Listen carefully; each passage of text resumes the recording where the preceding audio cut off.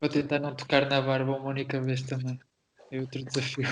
É bem difícil. É difícil. I don't mind being lonely when my heart tells me you are lonely too. O meu nome é Paulo Cunha, atualmente sou professor de cinema na Universidade da Beira Interior, na Covilhã.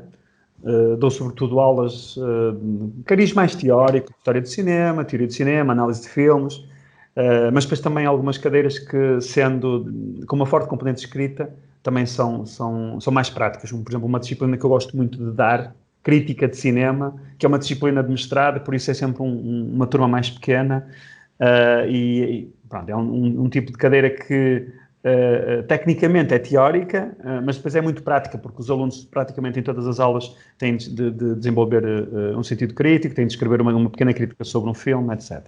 E depois também dou algumas aulas, normalmente as aulas práticas são as de projeto, sobretudo, praticamente todos os professores intervêm em alguma fase do processo, e portanto também fazendo tutorias, fazendo algumas orientações, participando em pitches e naturalmente também participamos nesse processo da parte criativa, da parte da produção. Mas pronto, a minha especialidade são as disciplinas ditas teóricas e dou muitas disciplinas de história, teoria, do cinema, por aí. Okay. Para além disso, para além do lado profissional, sou um cinéfilo. A minha formação é na História. Eu fiz a licenciatura e o mestrado na História. Só depois do doutoramento é que já fui para outros caminhos. Mas pronto, sempre tive uma paixão grande por cinema e por estudar o cinema. Nunca gostei muito de estudar os filmes, eu sempre gostei muito mais de estudar aquilo que está à volta dos filmes, não é? Porque os filmes são a face mais visível do cinema, mas a mim interessou-me sempre muito tentar conhecer um bocadinho melhor aquilo que possibilita, quer a produção do filme e depois todo o fenómeno que é a sua circulação e recepção.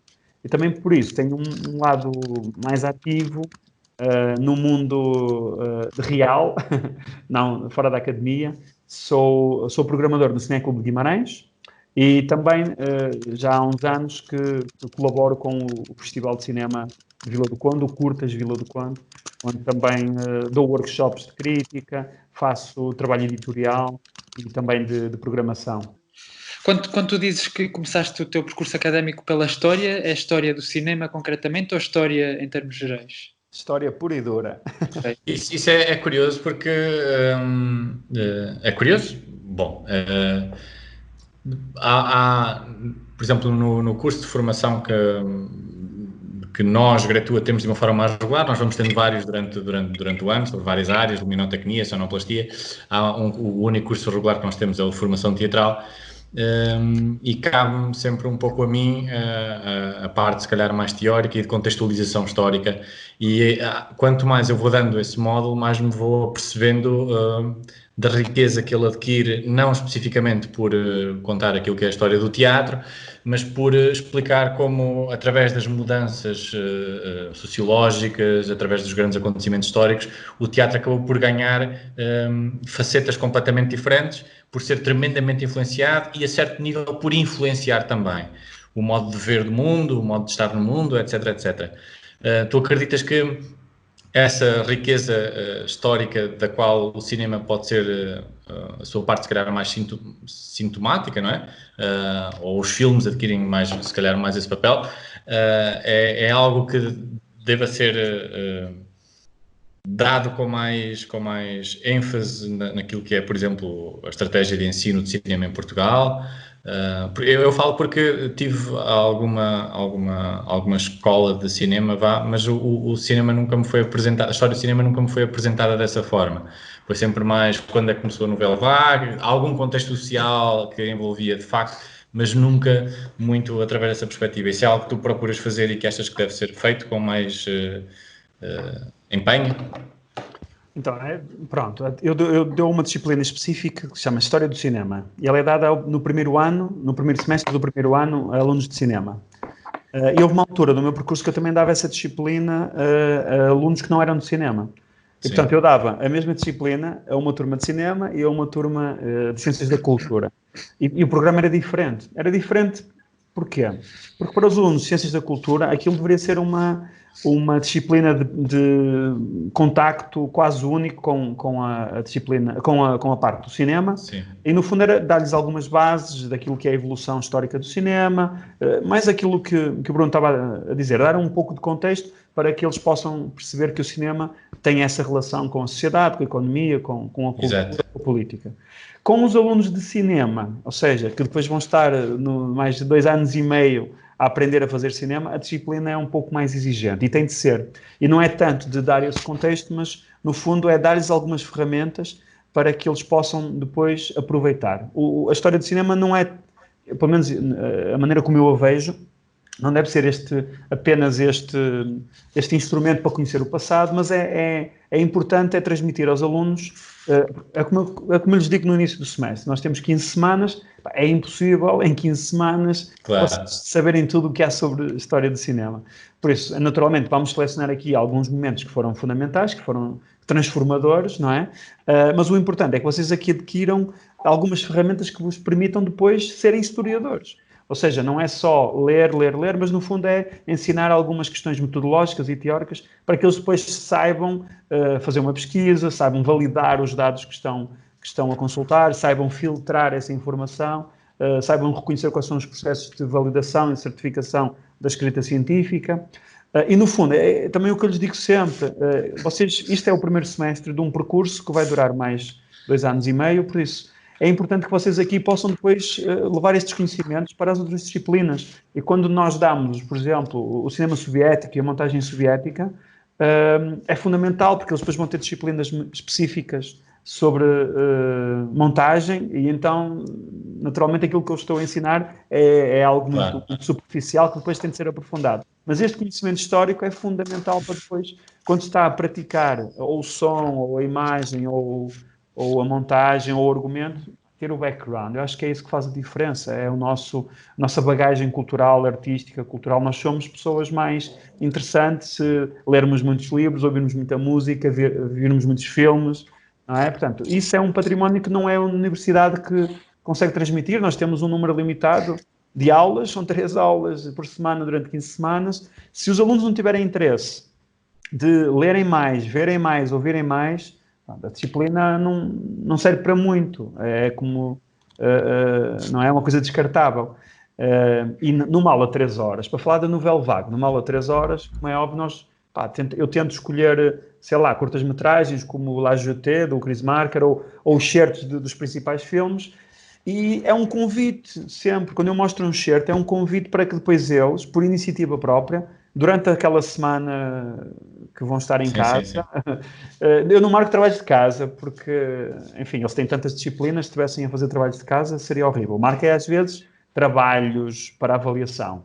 Agora, esta prática recorrente não me interessa muito. Mas sugiro sempre filmes, é que todos os filmes que eu mostro excertos, é fundamental que depois eles, por iniciativa própria, vejam. Também é outro conselho que eu dou, nós vamos ter 15 aulas, eles não têm de ver filmes sobre todas as aulas, quando acharem interesse num filme, quando alguma coisa despertar atenção, é fundamental que eles depois invistam tempo. E no fundo é também convidá-los a assumirem essa cinefilia, as escolhas. Eu vejo o cinema que eu quero, mas eu não vejo aquilo que me é dado, eu vejo aquilo que eu encontro e que eu descubro e que eu procuro, não é? É fundamental as pessoas perceberem que o cinema é muito mais do que aquilo que lhes é oferecido, que está na televisão, que está nas salas de cinema. Infelizmente, hoje em dia, há muitas plataformas que permitem chegar a coisas que... Eu sem querer monopolizar a conversa neste sentido, mas há aqui uma coisa que me interessa muito, é porque nós tivemos a conversa também com o Carlos Costa, que é o diretor artístico da Visões Úteis, que faz parte dos órgãos sociais da GDA, e ele tem uma visão muito interessante sobre como, fundamentalmente, acaba por haver uma clivagem, não só em termos artísticos, mas em termos até de ativismo político, daquilo que é a sua geração para as gerações mais novas. E a teoria dele, ele até escreveu uma peça sobre isso há um ensaio sobre isso há pouco tempo, parece-me, é que a geração dele partiu essencialmente daquilo que era o mundo do contexto do teatro universitário, onde vinham influências de várias áreas. Gente que estava a estudar matemática, gente que estava a estudar história, gente que estava a estudar direito, e que depois ganharam ali capacidade técnica para, neste caso, para a interpretação, ou para a dramaturgia, para o que quer que seja, para trabalhar na área do teatro numa forma profissional. E então, e depois da geração dele, o ensino superior e as escolas profissionais começaram a oferecer formação na área do teatro. E o que acontece, o que ele acha que aconteceu foi que os alunos de interpretação e etc. saem muito mais capacitados tecnicamente do que eles saíam. Em contrapartida, há uma visão artística e uma visão política muito mais reduzida e talvez até um bocadinho mais afunilada, porque há menos influências de mais locais diferentes. Tu no cinema és capaz de encontrar uma clivagem grande entre gerações ou nem por isso? Ou é uma coisa mais líquida? Sim, claramente. Há gerações que têm contextos completamente diferentes. Eu sou da geração do VHS, não é? Eu comecei a colecionar VHS quando tinha 13 anos, 14 anos. Durante muito tempo essa foi a minha cultura. E então isso implicava que eu não tinha um acesso facilitado àquilo que era o meu prazer, não é? De ver filmes. Porque muitas vezes eu tinha de esperar que os filmes passassem na televisão para poder fazer uma cópia, às vezes, enfim, também não havia internet para termos esse tipo de conversas e esse tipo de trocas. E havia uma coisa maravilhosa, desculpa, que era o processo de escolha de quando tínhamos que gravar um filme em cima do outro, qual é que era o filme que ficava para trás. Desculpa, tinha que incluir isto. É uma questão importante, porque muitas vezes não havia dinheiro para comprar mais cassetes, não é? E tinha de fazer uma reciclagem. Sim, claro que sim, era esse processo tecnologicamente mais arcaico. Mas não era só isso. Hoje em dia nós temos comunidades cinéfilas que assentam em sites, em páginas de Facebook, as pessoas estão no Instagram todo dia a partilhar informação. No meu tempo, não, esse contacto era no videoclube, não é? Que era assim um espaço onde nós podíamos às vezes encontrar coisas interessantes, mas onde a maior parte do cinema que lá estava era o cinema comercial, mainstream, mas o mais interessante era encontrar pessoas como nós, não é? Que estavam das mesmas coisas. E depois, quando vives numa cidade pequena, não é? A oferta cultural é muito menor. E a televisão também não é como hoje. Hoje em dia, os canais temáticos, os telecines e os Hollywoods, enfim, apesar de tudo, há uma grande oferta. E isso também, acho que esse excesso de oferta faz com que às vezes as pessoas tenham dificuldade em escolher. No nosso tempo, como a oferta era menor, todos os cinéfilos da minha idade, havia a lotação esgotada na quarta-feira à noite, por isso na quarta-feira à noite ninguém fazia nada, ficava em casa a ver televisão, não é? E depois, nos dias seguintes, na escola, íamos conversando sobre isso. Porquê? Porque nós só víamos aqueles filmes que passavam na televisão. E, pronto, eventualmente íamos trocando umas cassetes. E hoje em dia, não. Hoje em dia as pessoas não veem o filme ao mesmo tempo. Hoje em dia eu converso com alguém. Viste aquele filme? Ainda não. Ou então, já vi isso há um mês, ou já nem me lembro como é que foi. Isso é algo que se perde, o diálogo, porque muitas vezes as pessoas veem um filme, partilham um frame no Facebook ou no Instagram, só, pronto, fenomenal. Mas depois não há troca, não é?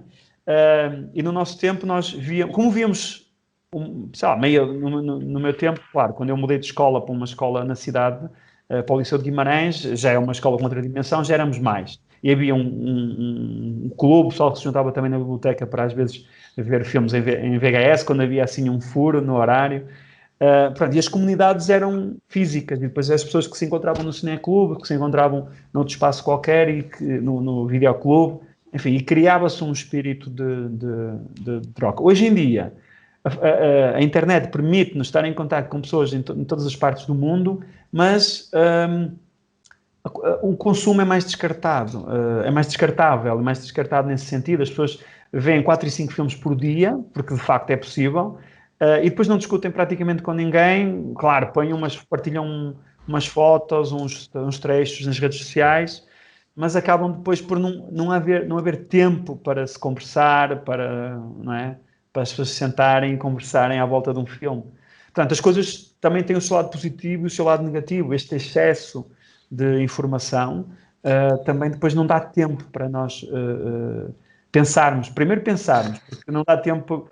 Nós vimos o filme na lotação esgotada de quarta-feira na RTP1 e depois tínhamos tempo durante uma semana para discutir, porque o outro filme só viria uma semana depois. E mesmo a escolha que havia nos videoclubes, o videoclube do lugar onde eu vivia, em Chegueira, era um local de encontro dos miúdos e dos jovens, não só por ser o videoclube, mas por várias coisas que haviam à volta do videoclube. Para já os filmes interditos aos jovens, não é? Que eram sempre um local mágico de Fernando.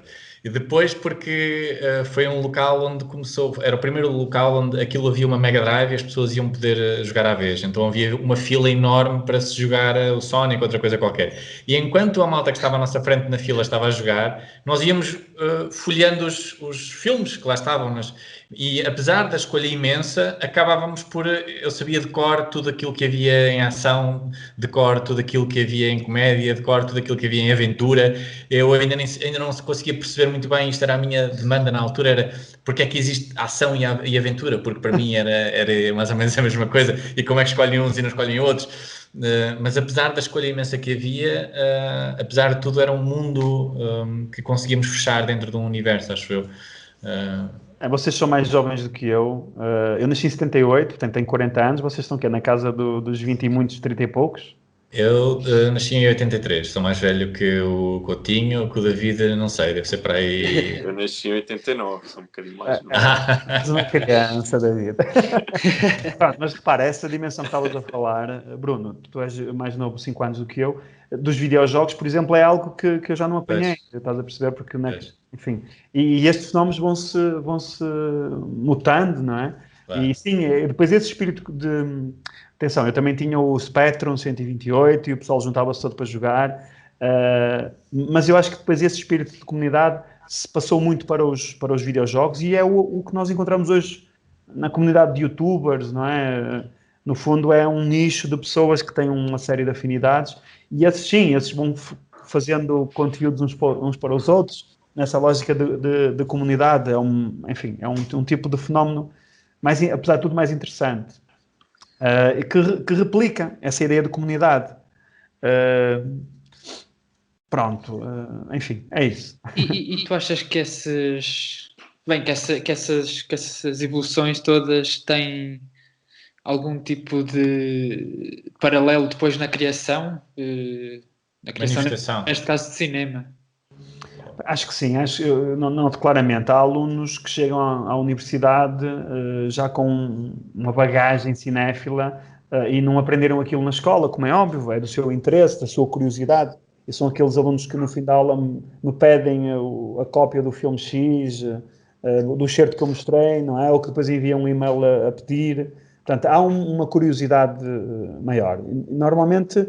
O aluno mais curioso acaba por ser... Até pode não ter melhores resultados, mas a longo prazo é um aluno que acaba por se destacar. Essa curiosidade é uma motivação extra, não é? Há muitos alunos que até têm muito potencial, mas por várias razões... olha o caso do Bruno, não é? Perdemos um grande... Por várias vicissitudes, às vezes por razões económicas, como é óbvio, às vezes porque se... encontram algo que é mais atrativo para eles, não é? Há alunos que a meio do curso decidem mudar de curso e até nem é porque estivessem a ter um mau desempenho, é porque percebem que se calhar poderão ser mais felizes no outro lado. Portanto, há sempre muitas razões que nós não conseguimos também naturalmente controlar, não é? Mas os alunos tendem a ser... os melhores alunos tendem a ser aqueles que são mais curiosos e que procuram por eles essas influências e que fogem um bocadinho ao padrão. Há muitos alunos que gostam de voltar aos clássicos, que têm uma curiosidade por ver esses filmes clássicos, também numa lógica de perceber não só as transformações, mas aquilo que ficou, não é? O que é o essencial na linguagem cinematográfica. E muitas vezes... vem daí. Mas essa questão de comunidades de criadores também é interessante, não é? Achas que a forma como hoje consumimos cinema de uma forma mais individual também acaba por fazer com que haja menos esse sentido de comunidade de criadores, tipo de escola ou corrente de cinema, porque também não há assim, as pessoas já não se juntam tanto para ver os mesmos filmes e para discutir os mesmos filmes e etc. Hoje em dia há um sítio que acaba por ser uma fuga possível, que são os festivais de cinema. Os festivais de cinema, como acontecem, não é, num espaço geográfico e num espaço cronológico relativamente pequeno, acaba por ser o pretexto para que as pessoas se encontrem. É por isso que quando eu vejo festivais de cinema a cancelar as suas edições, fico triste. Mas também fico um bocado triste quando elas passam para o online. E vejo muitos amigos meus felizes porque, olha, que bom, vamos poder ver estes filmes em estreias, mas eu acabo por sentir um bocado de frustração, porque o festival de cinema, sinceramente, o que interessa num festival de cinema não é o filme em si, é a oportunidade de encontrar aquelas pessoas que tu admiras e que é uma oportunidade para os conheceres de perto, não é? Cineastas estrangeiros ou nacionais, também críticos de cinema que tu lês e acompanhas ao longo do ano. Há essa dimensão ainda nos festivais de cinema, independentemente da sua dimensão. E depois também os cineclubes. Os cineclubes são essas comunidades, muitos cinéfilos com décadas de cineclubismo, mas que, como são sessões únicas dos filmes, replicam um bocadinho aquele fenómeno de lotação esgotada da RTP1 nos anos 80 e nos anos 90, que é, de facto, o filme até pode estar a ser exibido numa sala comercial durante uma semana em 4 ou 5 horários, mas no cineclube vai passar uma única vez, àquela hora, naquele dia, e tu vais encontrar ali 30, 40, 50 pessoas e vais sempre conversar com alguém, no fim vais beber um copo, enfim, dás sempre um dedo de conversa e falas naturalmente sobre o filme. Portanto, continuam a haver espaços desses, mas hoje em dia, num multiplex, isso é praticamente impossível, até porque as sessões estão todas encavalitadas umas nas outras, acaba o filme, quase que te correm da sala, às vezes nem te deixam ver os créditos porque é preciso fechar a sala para que comece a sessão seguinte. Enfim, é um espaço muito, muito barulhento, que não há propriamente um espaço para nós nos sentarmos e conversarmos. Tens São espaços que entram muito, muito bem naquela definição, que eu não sei bem de quem é, mas naquela definição de não espaço, que são espaços em que não há propriamente uma vivência, que são espaços de trânsito, não é? São uma espécie de corredores. Tu chegas ali, tens uma fila para comprar o bilhete, tens outra fila para entrar e depois tens um corredor que te leva à tua sala. Sim. Enfim. E estas outras dinâmicas de cineclubes e mesmo os festivais de cinema acrescentam uma outra camada de interesse aos filmes, a meu ver, que é este contexto programático em que eles são inseridos, não é? Que basicamente te estão a condicionar o teu olhar de uma certa forma também. Primeiro tens ali o realizador ou o produtor, ou enfim, tens alguém que trabalhou no filme, que está a falar da experiência na primeira pessoa. Depois tens também uma série de pessoas, críticos, teóricos, jornalistas, enfim, pessoas que estão habituadas também a pensar o filme e acabam por contribuir para esse debate.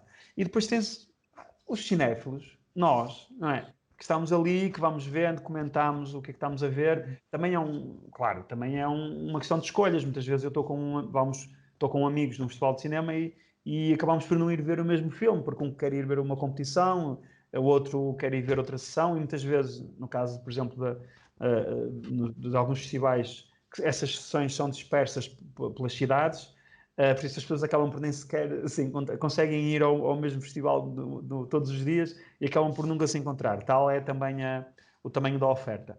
Mas é um ponto de encontro. Tu obrigatoriamente cruzas-te com alguém e tens sempre de falar sobre cinema. Isso é fundamental.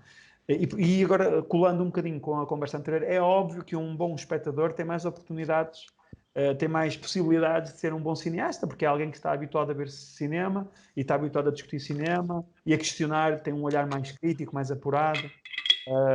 Pronto, e isso é a lei das probabilidades, mas até pode não ser, não é? Mas eu acho que é fundamental, é um treino, isto é um treino, não é? O ato de ver cinema é um ato de treinar o olhar. Eu este semestre estou a dar uma disciplina que se chama Análise de Filmes.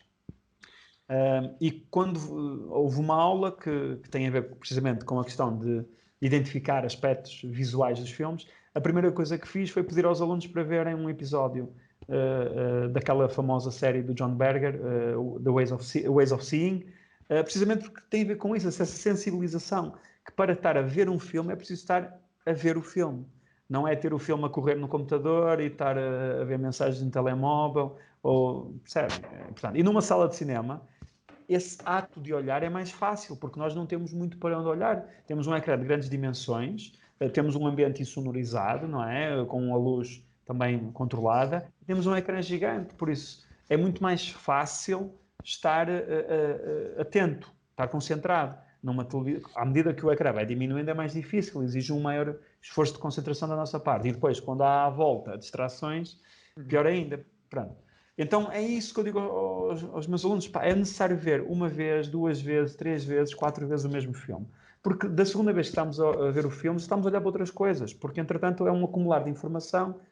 Claro que não é uma prática comum, quando queremos conhecer um filme e aprender com o filme, é necessário ver muitas vezes.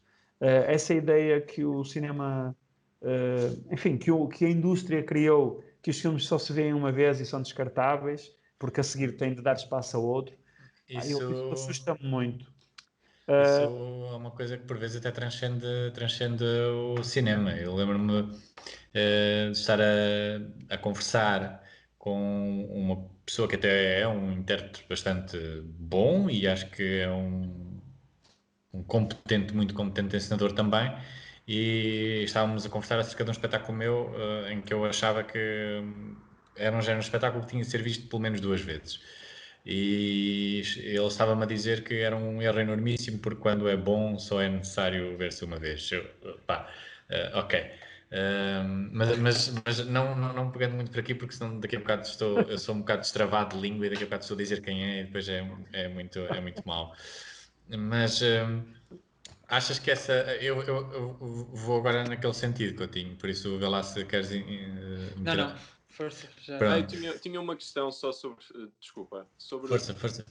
Os festivais de cinema têm, mais do que provavelmente as outras disciplinas, uma característica que é... Há sempre uma componente competitiva e...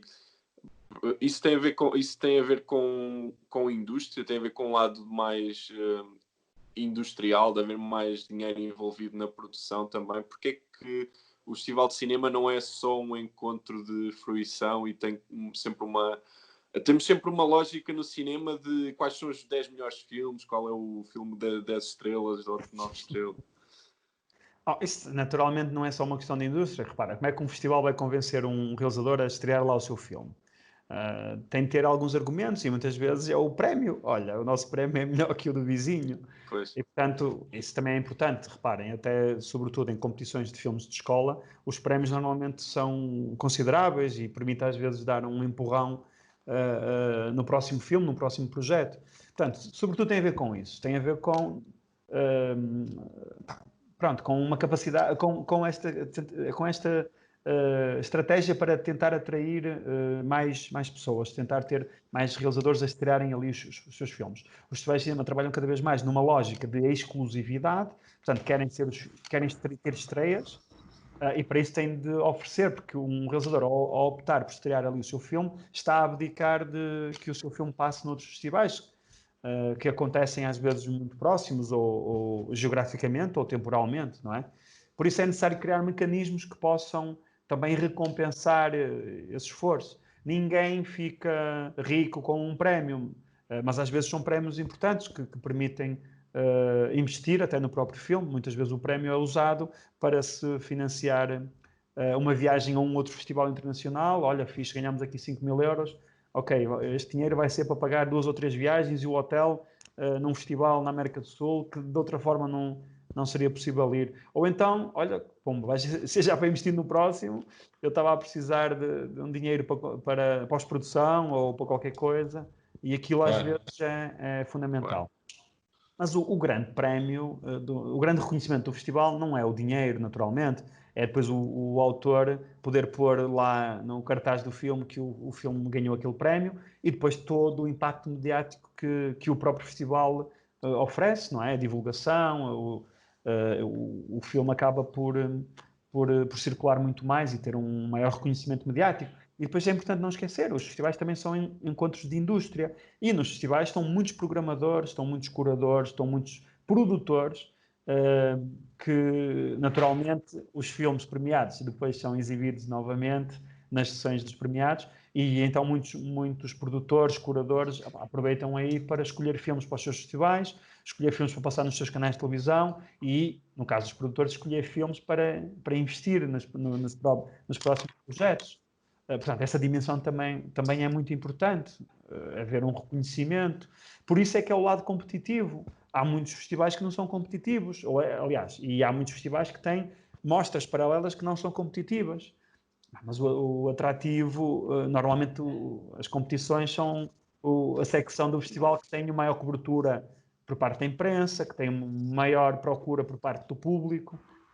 Enfim, são os filmes mais procurados, os filmes que toda a gente quer ver, e então é necessário criar esses mecanismos para, de alguma forma, compensar o que os filmes estão a ter em ter ido àquele e não ter ido a outro festival, percebes? Enfim, há prémios e prémios. E muitas vezes há filmes que não vencem, mas o facto de terem passado na mesma sessão que outro filme que venceu pode fazer com que o curador X, o programador Y ou o distribuidor Z esteja naquela sessão e compre o filme. Isso às vezes acontece. Mas enquanto crítico, não achas que é um processo de seleção um pouco menos ponderado? Porque a crítica tem uma sustentação, não é? É diferente um filme ser o melhor filme porque alguém se dedicou a analisá-lo e a expor os seus méritos do que tem um carimbo de qualidade. Mas, David, os prémios valem o que valem. Os prémios são atribuídos por um júri. Portanto, aquilo é o gosto daquele júri. Há filmes que vencem prémios num festival e noutro festival não vencem prémios, não é? Portanto, claro. Acho que também não podemos relativizar. O facto de um filme ganhar um prémio não quer dizer que seja melhor que o outro, mas que tocou particularmente àquele júri, não é? Vocês viram o caso mais recente que aconteceu em Veneza, com um filme do Polanski. A presidente do júri, a Lucrécia Martel, disse logo: epá, eu nem sequer vou ver este filme. Claro, aquilo levantou logo um problema, como é óbvio. Então, como é que a presidente de um júri diz que não vai ver um dos filmes que está a concurso? Que serviu de selo, se calhar ainda maior quase do que o prémio, né? Mas, é verdade, se calhar deu-lhe uma projeção. Por isso, é naturalmente que o júri tem uma opinião, e essa opinião é subjetiva, depende de quem é o júri. Os festivais de cinema têm diversos patamares, desde logo. O comitê que escolhe os filmes, portanto, já é uma primeira escolha, e normalmente é uma escolha subjetiva, porque tem a ver com questões afetivas, emocionais, estratégicas. Muitas vezes escolhe-se um filme porque ele pode ter um maior potencial no futuro, não propriamente vai ter agora um impacto, mas pode ter um impacto no futuro. Às vezes há festivais que querem não premiar cineastas reconhecidos, mas querem lançar novos cineastas, e não é? Para depois ter aquele slogan de que fomos nós que descobrimos. Por isso, depende muito da estratégia, não é? Há festivais que têm estratégias mais definidas e dão instruções ao júri. Olha, o que é que nós queremos premiar, não é que filme é que queremos premiar, é que tipo de obras é que queremos premiar, não é? E pronto, e os jurados também são uma escolha do festival, da direção do festival, por isso eles próprios também são uma escolha subjetiva.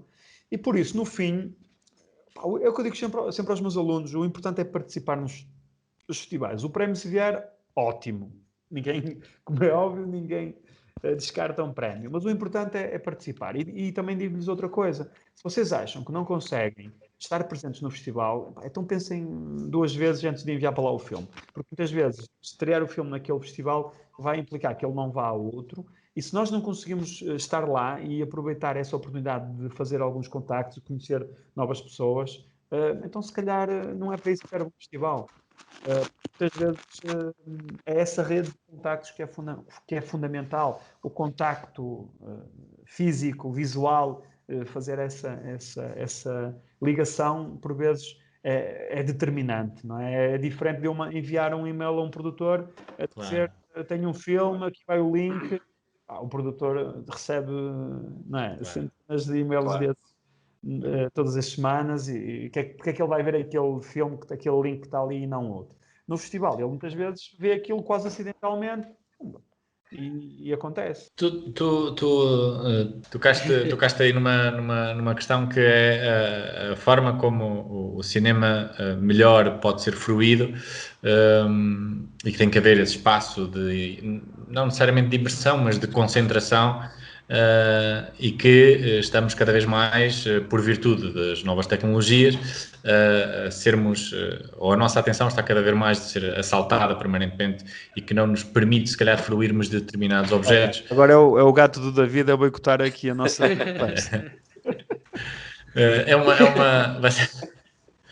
vai sendo. Sabes que há dois formatos de acompanhar este podcast. Que é as pessoas veem os convidados, ouvem o que elas têm para...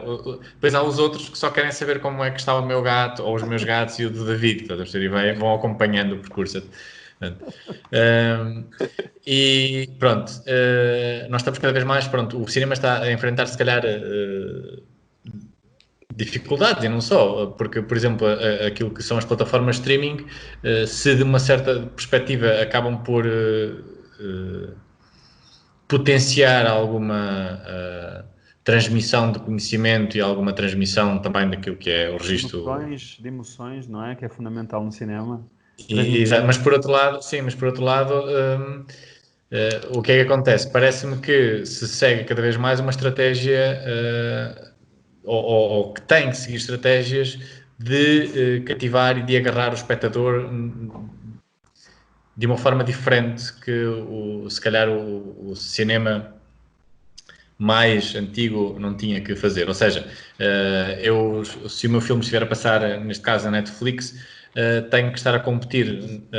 Mas lá está, Bruno, a questão é essa. É que os filmes não estão a passar na Netflix. Pois, também existe isso. Algo, não é, infindável. E os filmes não estão a passar, os filmes estão ali. E se ninguém os procurar, eles não são vistos. É diferente de ele ser emitido, por exemplo, na televisão clássica. Por exemplo, o Cinemax passa muitas curtas que são a ser exibidas, estão mesmo a ser exibidas. O facto de um filme estar no catálogo da Netflix ou de outras plataformas do género, Filmin, Mubi, o facto de ele estar lá não é uma garantia de que alguém esteja a ver, não é? E isso é uma diferença grande. É uma diferença muito grande. Por isso é que às vezes isso pode ser... Repara, o catálogo é imenso, mas a maior parte das pessoas anda ali, não vê mais do que 5, 10% do catálogo. Há uma passagem de um espetáculo, de uma peça do... agora estou-me a esquecer... do Mark Ravenhill, num espetáculo chamado Shopping and Fucking, em que a miúda vem do supermercado e está muito afetada porque tem demasiada escolha nos chocolates, então não conseguia escolher o seu chocolate porque havia demasiada escolha, e ela desconfia que é uma estratégia do sistema capitalista, o ato de haver demasiada escolha.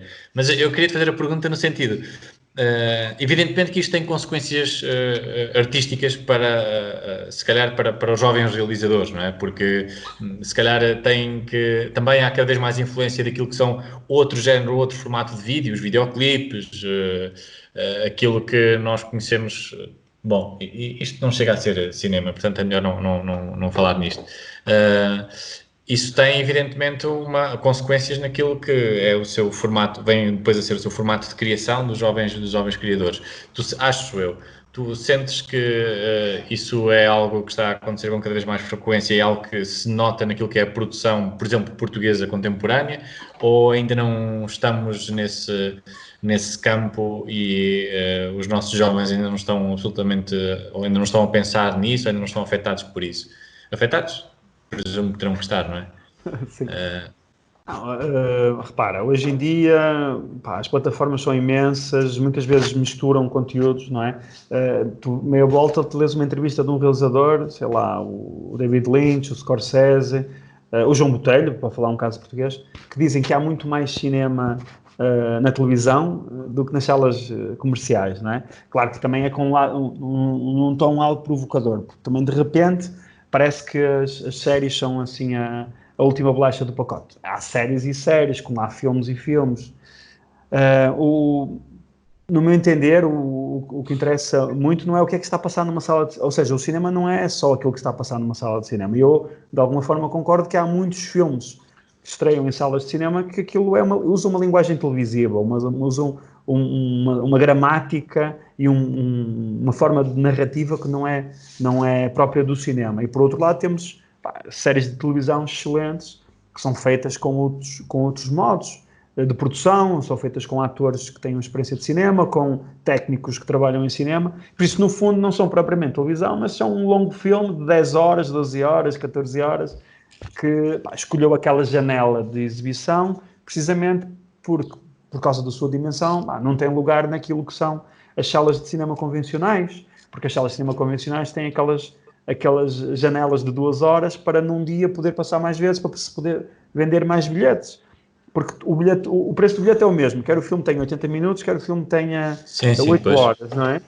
O grande desafio, sei lá, de passar os Mistérios de Lisboa ou do Raul Ruiz era esse, é que uma sala de cinema, se fosse passar o filme, só conseguia passar o filme 2 vezes por dia.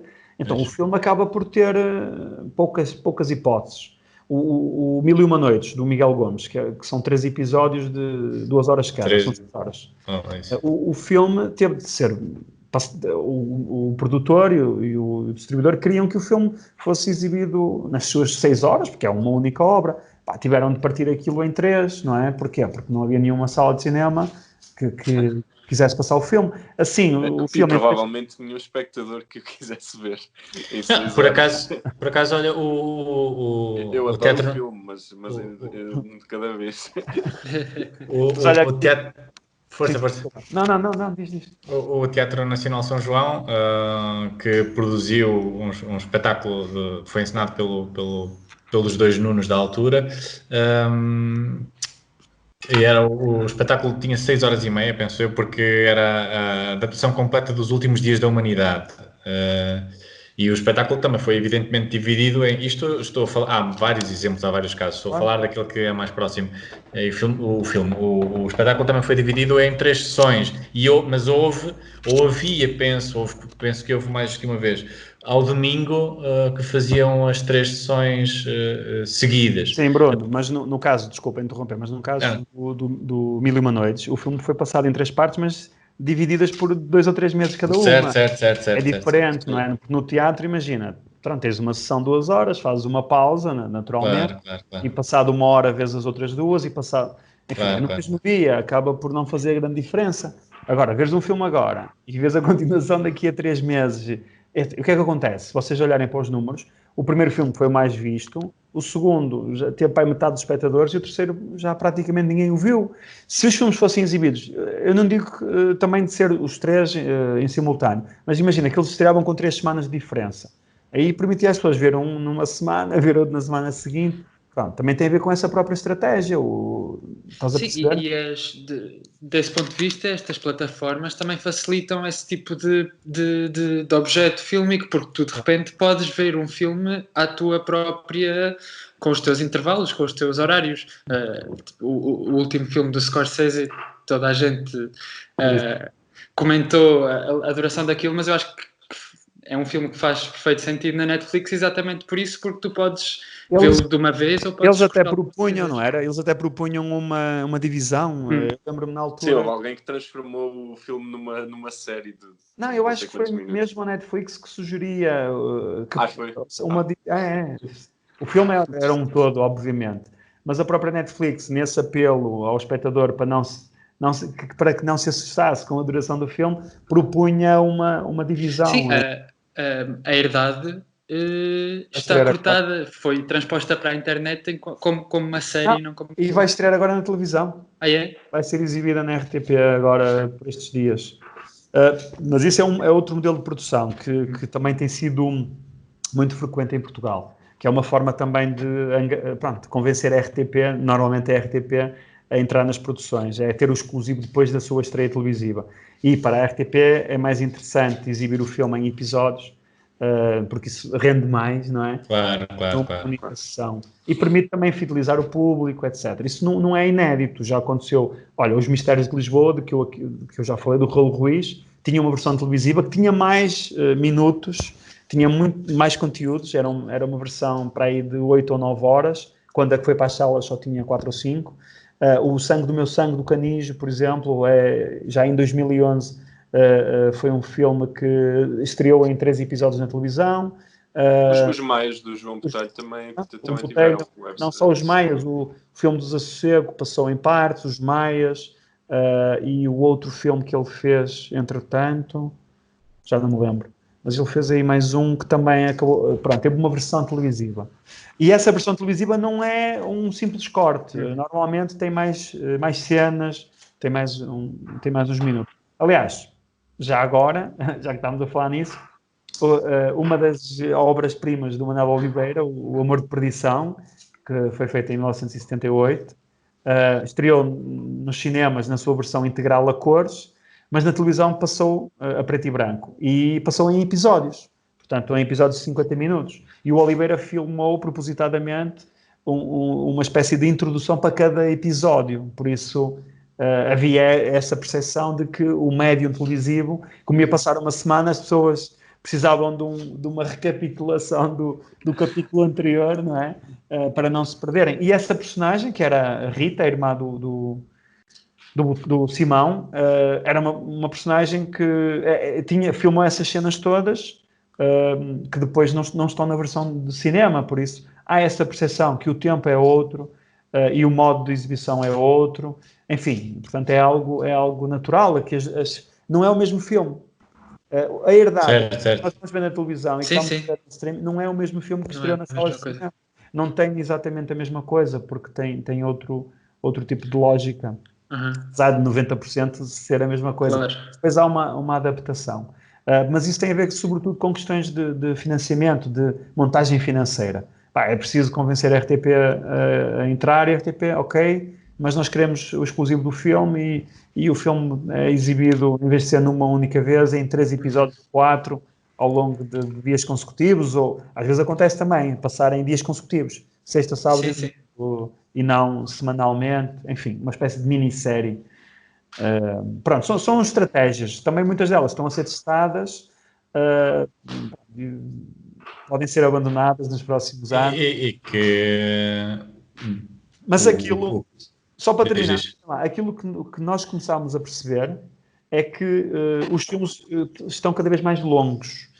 Os filmes, o João que falou do Scorsese. O irlandês. Sim. Pronto, o irlandês é apenas um exemplo, mas os filmes os últimos filmes do Tarantino, ou seja, mesmo aquele cinema que costuma atrair mais público, está mais longo. Antes um filme tinha 90 minutos, 100, agora muito facilmente o filme tem mais de 2 horas, tem 2 horas e 10, 2 horas e 20, porque isso também tem a ver com o público. O público está-se a habituar à duração das séries de televisão, que agora são consumidas consecutivamente, não é? Porque vamos à Netflix e estão lá os episódios todos, não temos de esperar uma semana. Então, ninguém vê um episódio só, vêem 2, 3, até que se cansam. Os mais resistentes veem a série toda de enfiada. Isso torna, repara, esse espectador, depois quando vai à sala de cinema, 1h30 sabe a pouco. Então os filmes começam... Sabes que isso também não terá a ver com uma coisa... eu li há pouco tempo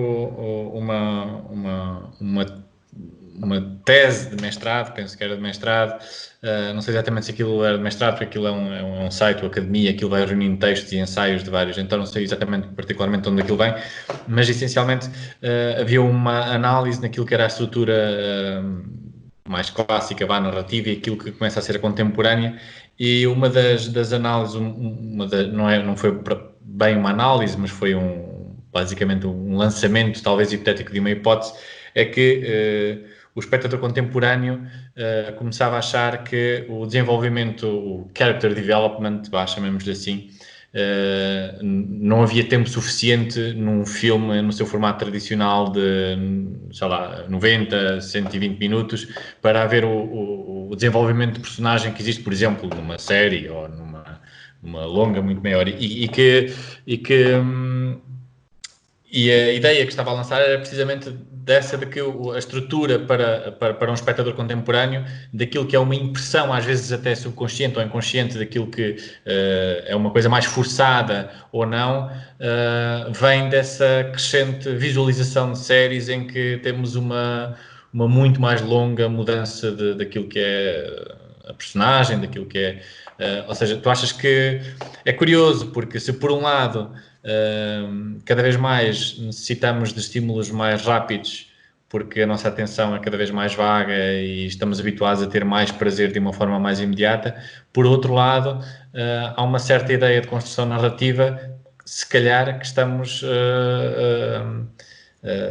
que na verdade se está a alongar, uma certa perspectiva que se está a alongar eu nunca tinha pensado nisso, dessa perspectiva de que se estaria a alongar, exceto através disto que tinha lido, mas era mais particularmente relativamente às séries, não particularmente em relação ao cinema. Tu achas então que esse é uma das consequências mais óbvias daquilo que está a acontecer? Sim, eu acho que isso é uma das principais razões porque cada vez mais cineastas estão a migrar para a produção de televisão. Porque, de facto, tem tempo para criar narrativas mais complexas, não é? A televisão, a produção típica de televisão é a telenovela, que apesar de ter 200 episódios, nós sabemos nos primeiros 5 minutos quem é que é aquela personagem e qual vai ser o seu papel ao longo de toda a trama, e normalmente é um papel rígido, não é? Portanto, nós vemos o primeiro episódio, vemos o episódio 50 e vemos o episódio 120 e a personagem não evoluiu nada. Isso faz-me lembrar a Comédia dell'arte, em que as personagens são todas muito fixas e estáticas, porque como era feita na rua, as pessoas, como estavam de passagem, tinham obrigatoriamente, imediatamente, a entender a história toda em 5 ou 10 segundos. A telenovela faz-me lembrar essa estratégia. Claro, e a televisão é feita para isso. A televisão está ali como uma companhia. Muitas vezes as pessoas estão a ver televisão enquanto estão a cozinhar, enquanto estão a dar o banho à criança ou ao gato, enfim. Portanto, não é um meio que exija uma total concentração. E, portanto, é importante que transmita de uma forma muito simples a mensagem. Por isso é que as personagens não podem estar a mudar de personalidade permanentemente, porque senão as pessoas perdem-se, perdem o fio à meada e perdem o interesse.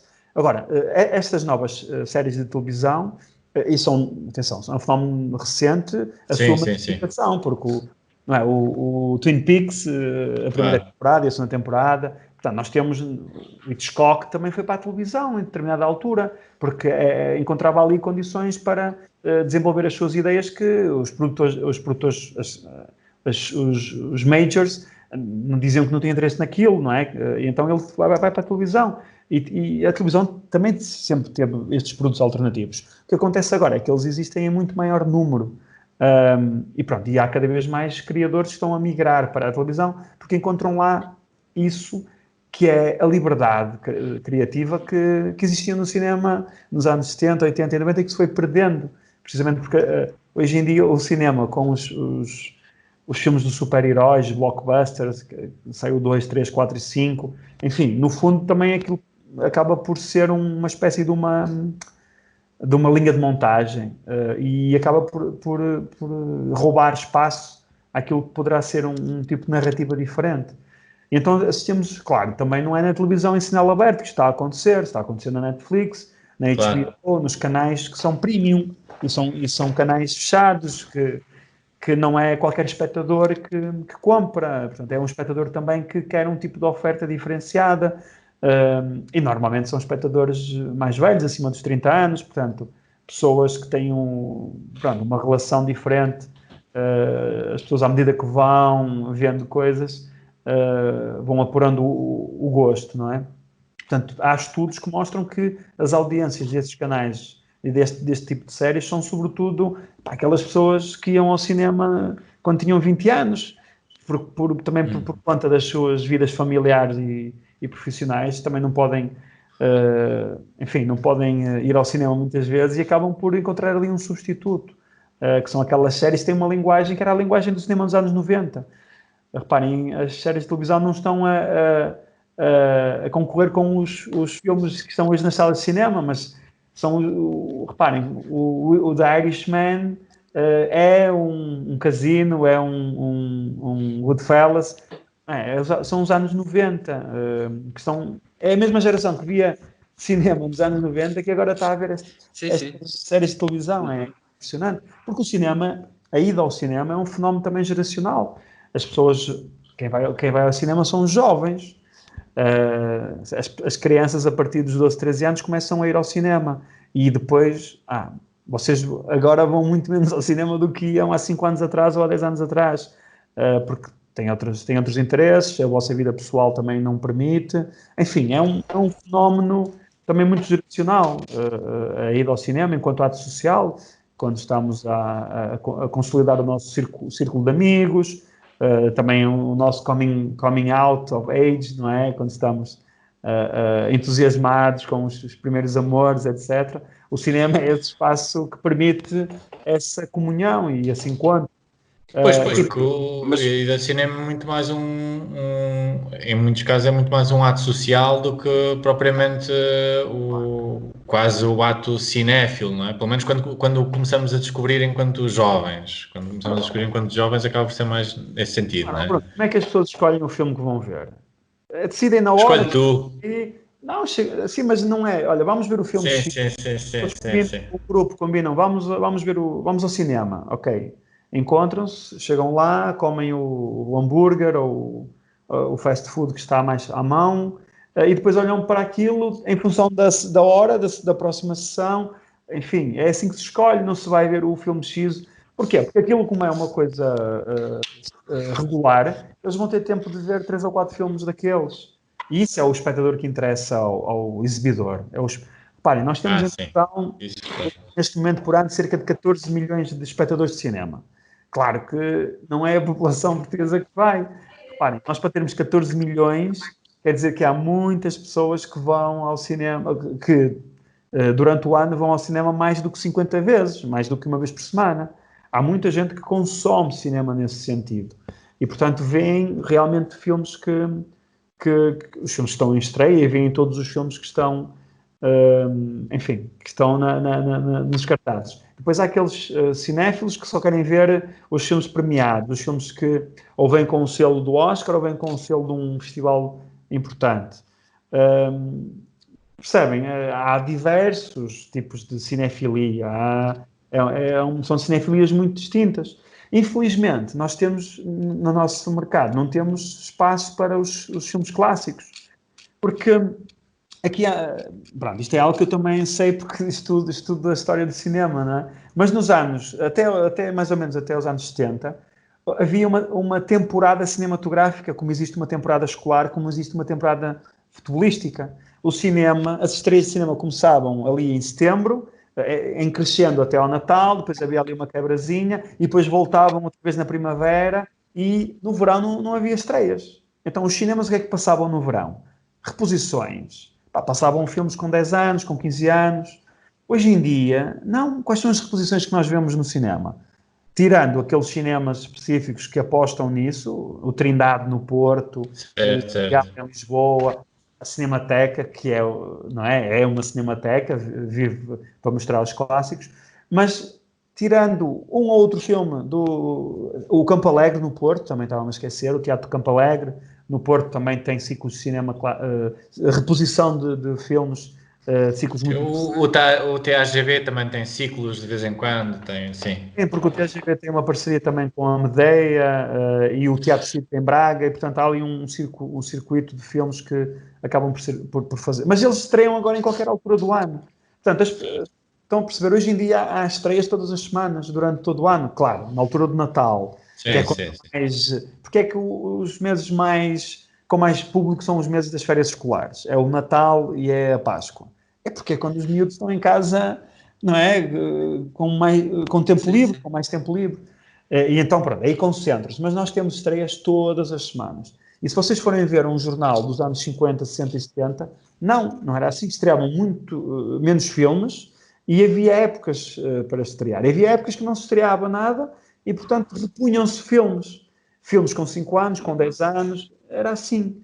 E as pessoas iam tendo essa consciência, não é? Que o cinema é algo que já existe há muito tempo. E mesmo esse facto de estarmos em contacto com obras clássicas, com reposições, também fazia-nos ver...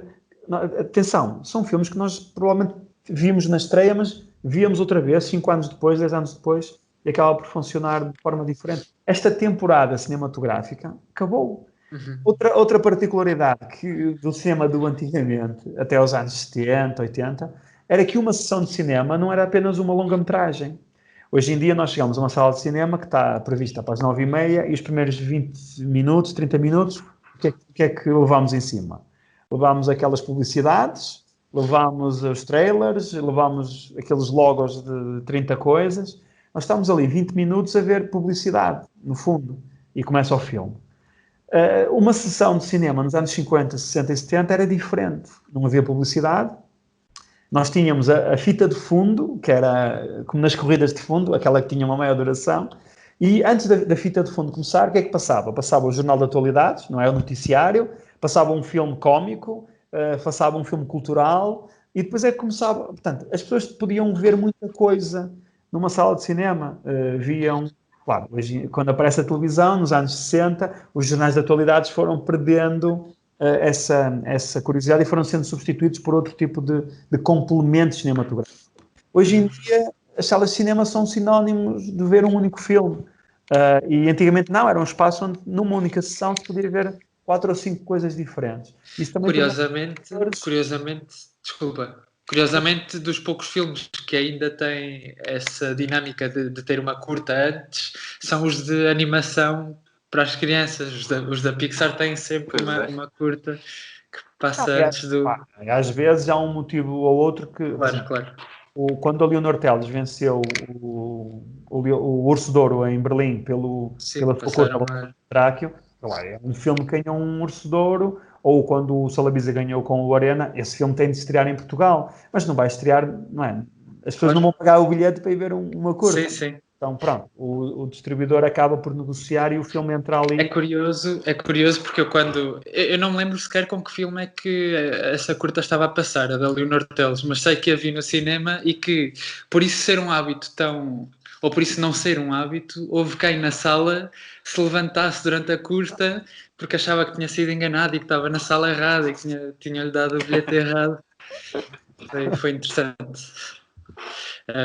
Olha, isto... esse é um dos grandes desafios, porque à medida que os filmes vão ficando mais longos, portanto, acaba por haver menos tempo também para se pensar nesse tipo de alternativas, de passar uma curta antes.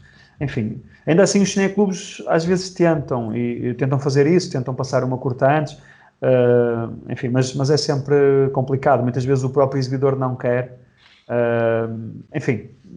É interessante que as plataformas de streaming estejam a evoluir muito para a tua descrição daquilo que era o cinema, porque até na questão até os clássicos o Netflix a semana passada anunciou que agora ia ter o Truffaut todo e mais umas coisas. Portanto, é interessante isso. De repente, se calhar, o público que ou o cinema abandonou ou que abandonou o cinema está mesmo no streaming e à procura das mesmas coisas, provavelmente. É a lógica do catálogo. Tu, quando tens um catálogo, tentas que o catálogo seja o mais diversificado possível, não é? E, claro, esses filmes clássicos têm cada vez menos espaço nas salas, porque não são repostos. O mercado do DVD e do Blu-ray já deu, não é? Hoje em dia vende muito menos. Claro, o streaming, muitos deles são pagos, mas pagamos 2 euros ou 3 euros sem sair de casa. Por isso é um preço bem razoável. Outras vezes são apostas, não é? São apostas dos catálogos para tornarem a oferta mais diversificada e para ir buscar público que de outra forma se calhar não iria entrar. E muitas vezes entrando, depois aquilo acaba por... a gente acaba por sempre encontrar num catálogo imenso, acabas sempre por encontrar alguma coisa que te vai interessando. Por isso é que, e agora só mesmo para dar outro exemplo, o caso do Mubi é um caso muito interessante de uma plataforma de streaming que tem um catálogo muito interessante, mas que para além de ter lá os filmes que nós podemos ver pagando, eles têm um programa que é uma espécie de inscrição low cost, onde nós temos acesso a 30 filmes. Portanto, um por dia do mês. E todos os dias há um filme que sai do catálogo e um novo que entra. Então, para além do catálogo que lá existe, que tem centenas ou milhares de filmes, há essa modalidade, que é uma espécie de curadoria, que propõe 30 filmes para ver durante um mês. E então, se nós podemos seguir o conselho e ver qual é o filme que vai desaparecer amanhã e vemos hoje. E então, pronto, estão a ver, é um compromisso entre a televisão, que programa filmes para nós, que escolhe, e nós, se não gostarmos do filme que está naquele dia a desaparecer, podemos ver outro naturalmente. E mesmo agora, neste período de quarentena, há muitas distribuidoras que estão a optar por mostrar gratuitamente, através das redes sociais, as suas produções. E há uns que optam por mostrar e deixar aquilo em aberto, e há outros que decidem pôr janelas de exibição. Então, o filme vai estar disponível só 2 dias. Por exemplo, a Medeia fez isso, não é? A Terra Treme está a fazer isso às semanas. Todas as semanas escolhe uma série de filmes e que os vai mostrando. E depois eles saem para entrar outros. O Curtas Vila do Conde também está a fazer isso. Com os Isso é uma filmes estratégia, isso é uma estratégia muito interessante. Eu apanhei-me a ver uma versão de um espetáculo do Ostermayer porque me disseram que ele só ia estar disponível no Vimeo naquele dia. E por acaso era mentira. Mas foi a forma como... Não, mas é uma forma. Porquê? Porque as pessoas de repente são bombardeadas com ofertas e fica com... Ok, eu vejo isto mais tarde, vejo isto mais tarde, vejo isto mais tarde. Agora, se a oferta disser só é válida por 2 dias, só é válida por uma semana, epá, se calhar eu não vou deixar para mais tarde. E também é uma forma de valorizar, porque muitas vezes as pessoas não valorizam a oferta e o volume é tanto neste momento. É verdade. Não é? A solidariedade dos distribuidores e dos programadores tem sido também algo de elogiar, naturalmente, e temos de terem atenção que aquilo é um negócio deles, portanto eles estão a abdicar também de uma fonte de receitas, mas é uma forma também de formar público e de dar a conhecer obras que de outra forma se calhar as pessoas não conheciam, e é um convite naturalmente a conhecer essas obras. Mas o facto de aquilo não estar disponível ali ad eternum faz com que haja também uma necessidade do espectador ir lá ver enquanto é possível. E eu acho que isso também é positivo, também haver essa lógica de não ser um catálogo que está ali estático para todo sempre. Porque aí o que é que nós começamos a ver? Olha, ainda não vi isto, vejo depois. Não, se aquilo tivesse um prazo, nós então também puxaria um pouco por nós, não é? Mas então esta proposta que fazemos no final destas conversas normalmente é que o convidado nos mostre como viver estes tempos estranhos. Nós temos descoberto, quase em jeito temos descoberto um ponto de vista curioso, de um ponto de vista antropológico, que as pessoas aparentemente em 2020, passado 3 milhões de anos de evolução, não sabem o que fazer com o tempo que estão em casa. Portanto, temos pedido sugestões aos nossos convidados. Pode ser, o Jorge Silva Melo disse que a sugestão dele era encontrar maços de tabaco antigos esquecidos em roupa, portanto pode ser o que tu quiseres. Não, eu não sou, não tenho experiência de confinamento, estamos todos a viver isto em simultâneo, a aprender uns com os outros. Felizmente ou infelizmente, ainda não sei, o tempo dirá, eu tenho estado muito ocupado com trabalho, estou em teletrabalho. Estou a ter mais trabalho agora do que tinha quando não havia confinamento e por isso vai-me ocupando a maior parte dos dias. E ao fim de semana aproveito. Eu tento não quebrar muito as rotinas que tinha antes. Claro que agora não posso sair de casa, mas em casa tento manter as rotinas com os horários das refeições. Enfim, o fim de semana é fim de semana, não se trabalha, portanto, para estar... quebrar ali um pouco o ritmo. Eu aprendi a dar um valor enormíssimo ao fim de semana que não dava antes. Eu também. É uma desculpa, na verdade, é tipo, hoje é fim de semana, portanto não... Não, mas isso quer dizer que as semanas... Isso quer dizer que as semanas, apesar de tudo, acabam por ser mais exaustivas, apesar de estarmos aparentemente mais... Aparentemente, não é? Mais livres, mas acho que não sei. Nós estamos nisto há 1 mês e meio, não é? Mais ou menos. Sim, por aí. Por aí. Eu não sei, eu duvido que as pessoas tenham mais tempo livre. sinceramente. Pelo menos quem está, atenção, em idade ativa. Naturalmente, formado já antes do confinamento, já tinha maior tempo de inatividade. Eu estou a dizer, quem está a trabalhar em teletrabalho, enfim, quem está a desenvolver outro tipo de atividade artística ou cultural, eu acho que continua num ritmo, não é? Claro, é diferente quando há questões laborais que impedem. Mas eu não sei, eu não sou a pessoa indicada porque enfim, não tenho nenhuma fórmula, estou também a aprender a lidar com isto. Há momentos que estou mais entusiasmado, outros estou mais pessimista. Pronto, o cinema também pode ajudar, a literatura, ler, ouvir música, ver filmes, ver séries, pode ajudar um pouco a ultrapassar esses tempos mortos. Mas não, eu tenho visto menos cinema agora, porque eu gosto de ver cinema em sala.